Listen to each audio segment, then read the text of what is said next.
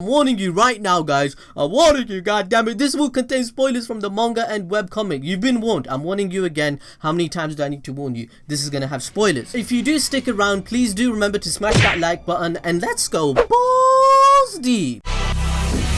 You don't fuck with neck, bro.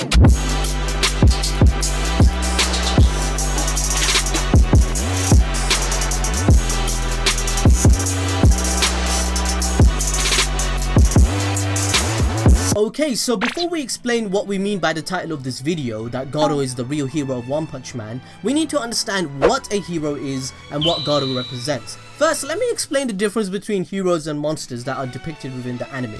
The concept throughout the early part of the anime suggests that humans can evolve depending on what is going on in their lives and how they interact. This is showcased with many of the villains that we see, like Crablante, who was once a man but after eating too much crab, he ended up transforming into a crab humanoid. Now just like that, in this universe, extraordinary things occur. Another instance is Vaccine Man, who was formed from the pollution on Earth. Now, one after another, characters are brought up and materialize from extreme conditions or obsession of a particular thing. However, we also have the case where extreme conditions, but instead of the concept of obsession, we have conscious determination, which can also bring forth the evolution of species. Like in the case with Saitama, as he was embodying the will of wanting to become strong, which gave him the determination to exercise and consistently break the body and mind limits. It will end up giving the result of you being limitless. So to simply put it, the universe of One Punch Man is filled with ordinary humans, heroes with abnormal powers, and monsters. The powered humans and monsters are created by the laws of the One Punch Man universe, where an obsession or determination can cause an accelerated evolution. This evolution can effectively create monsters or a powered human who will retain their human form, and we would tend to call these powered humans heroes, as they would be more inclined to use their strength for good. Now, coming back to Garou, what do we actually know about him? Well, before he took on his mission to become the #1 hero, monster, dubbing himself as the hero killer, Garou trained under the S-rank hero Bang. More or less everything Garou knows about fighting is from a hero. However, after he felt that he had mastered everything he had to learn at Bang's dojo, Garou went on a rampage and defeated all the other disciples in the dojo. From an outside perspective, it might be hard to understand why Garou did this. Was it out of anger? Was it because he was turning into a monster and his mind was becoming unstable? Or was there purpose behind his actions? Well, it is the latter. Garou beat all the other students so he could test his ability. This wasn't based on impulse or uncontrollable desire. There was a will and thought behind this. Just like when Garou went to seek out S and A rank heroes to beat them in combat, he carried a will and purpose behind it, and because of that, Garou showed determination behind his actions. Now remember guys, this is important as we explain the difference between what evolves a human into a monster compared to breaking their limits to be a hero. It is determination and obsession, where obsession is filling the mind with something that would eventually cause worry and then loss of control, whereas determination is making a decision and then have it resolve not to go back on it. The two are separated by the level of clarity of the mind. One could say that they are polar opposites, as having a resolve one would need peace and sound of mind, but being obsessed would be loss of control. So if a human started becoming obsessed to the point of losing all reason, they start to become a monster. Whereas if a human is determined to fulfill their goals, they will evolve into something great just like Saitama, and that's what Garou is. So why does Garou take on the role of a monster? Like, he isn't any form of crazy or obsessive, but he still does romanticizes the idea of monsters. Well, just like all things in real life, it goes back to Garou's childhood. He had no friends and the popular kids at school would bully him both physically and verbally. They also forced Garou to play a game called Heroes, where the bully would be the hero and Garou would be forced to be the monster. After being beaten up by the hero over and over and over again, after constantly being called a monster and then being oppressed by the so-called heroes of his class, it drove Garou from a very young age to become a critical thinker per se.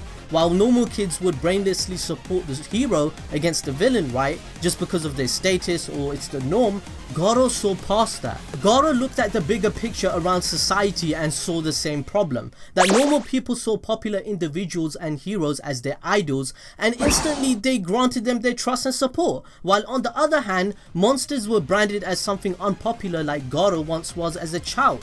This made Garou notice that hard work of an individual rather than what society deemed them to be. And as a child, Garou was always disappointed that these individuals, though their plans were sinister per se, all their hard work would go to waste. No matter what they did, or how cool they looked, or how smart they were, just because of the fact that they were labeled monsters or villains, they would ultimately lose and fail in society. This also adds to the concept that heroes will inevitably always save the day. So normal people who lack self-effort start to become dependent on these heroes to do everything, just like Blast said to Tatsumaki in her childhood.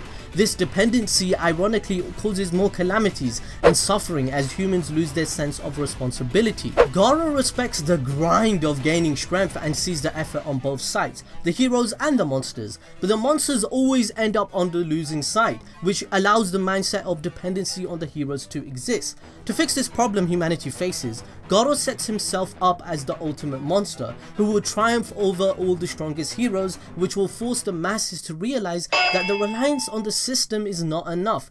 Ultimately, Garou's goal is to become the #1 monster to unify the world, heroes and ordinary people alike, as being the ultimate villain and destroying the concept of heroes will make everyone feel the need to act. This is like similar with Code Geass, similar to Lelouch's Zero Requiem or Madara Uchiha from Naruto. Now if we think about it, the point of Garou's character is to deconstruct the concept of heroes and challenge its values and goodness to a society. Now although we explained the end result of Garou's actions, if we honestly look at it, Garou probably isn't thinking this far. All he wants to do is finally break the system by defeating the strongest heroes the public look up to.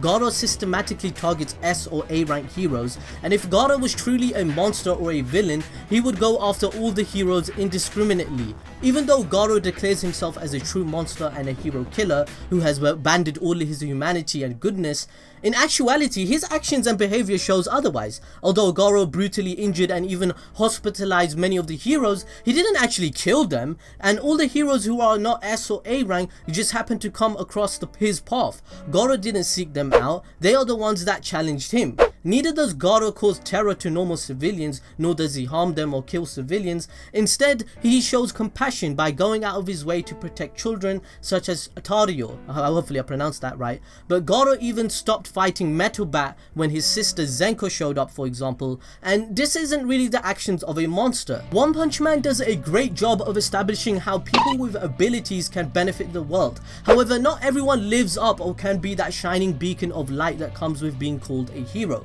One Punch Man tries to tackle subject matters that parallel society in real life, such as the concept of perception and how people are given value based upon shallow ideals. Humans have desires, of course, and just like the characters who know where their talents lie and what they can do to exploit that, this results in characters such as Sweet Mask or Fubuki not being the traditional archetype heroic character that we stereotypically see in every freaking shonen that they're a hero. But not every hero in One Punch Man is solely a hero for the sake of justice and having no intention of selfish gain. What One Punch Man depicts with the character Garou is introducing an ideology which questions the sociological aspect of a hero. Because in the anime, remember, the definition of a hero has changed throughout the changes of social, political and economic structure of society. When we discuss the concept of a hero, the morality of the hero is the most fundamental subject matter that we question, right? A commitment to an ideal is the foundation of heroism, but most people will simply state that the hero is the good guy. However, the reasons are usually philosophical. This is the case with Garou. We know he isn't really a bad guy because he does not kill his opponents, nor does he target the innocent. His actions are based on reasons such as determination, and hard work should be valued rather than superficial outlook of popularity. He kinda is like an antithesis to the culture of One Punch Man. I mean, think about it. The One Punch Man story follows Saitama, who enters a competitive and cutthroat world of the Hero Association, right? In which he destroys all its normality and culture and structure by just being himself. That's one of the messages One, the creator of One Punch Man, is trying to portray to the viewers, and he did this with Mob Psycho 100 too. The anime is trying to tell us, be comfortable with yourself and you can still be successful. Saitama deals with problems in a casual manner, and by doing this time and time again, he demonstrates that he is actually the true hero out of everyone. He's doing the right thing and at the right time, because truly speaking, Anyone can be a hero. Saitama wasn't really obsessed on being a hero, but he was determined. This ties into Garou because just like Saitama, they share the same childhood experience and he was also determined. The creator of One Punch Man makes it pretty obvious to us that not all characters are purely evil or purely good.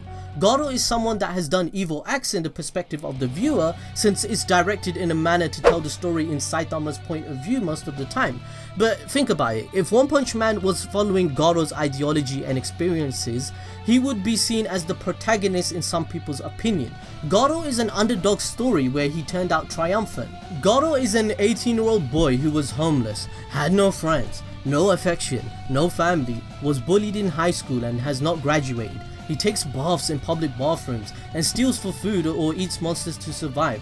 Garou has a different ideology on strength, similar to how Pain from Naruto had a different outlook on what justice was. Garou is just someone that is putting actions to his ideology, and others can also do the same, it's fair.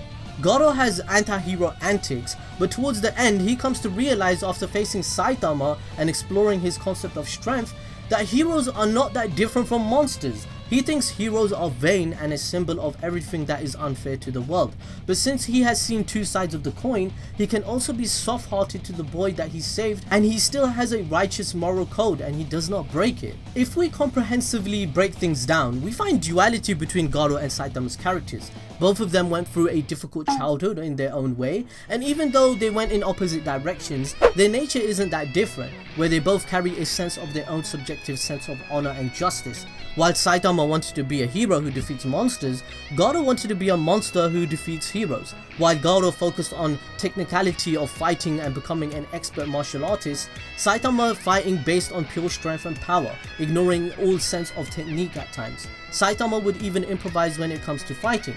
In the end, Garou essentially chooses to become the ultimate villain disguised as a hero. Garou feels thrill from fighting and improves every fight. Saitama feels no thrills and is bored. In the end, Garou essentially chooses to become the ultimate villain disguised as a hero. When Garou the monster fights Saitama, Saitama stops fighting him because he then realizes that Garou wasn't a monster or a villain, but he's a human. The other heroes demand that Garou be killed, but then the same young boy named Tario that he saved defends him, speaking of how Garou saved him twice and the heroes couldn't even do that once. This forces viewers like us on thinking whether the heroes are always the good guys, what actually makes a hero, because again, anyone can be a hero. If you guys have seen the anime Parasite, for example, where an alien species invades Earth and was striving to survive, in which Migi asks this question, isn't a species right to actually try and survive? Isn't that human nature? This sociological and political question arises in One Punch Man 2 when it comes to Vaccine Man, for example. You know, this supposed threat was born from the release of excessive pollution and waste generated by the industries made by human beings. And according to him, he was only created in an incarnation of nature's wrath who is tasked to wipe out humanity, thus effectively vaccinate the freaking earth against future infections, right? But then here comes along Saitama and he kills him in one punch. I mean, in Saitama's point of view, is he a hero for the right reasons? He only wants to be a hero for the fun and the thrill.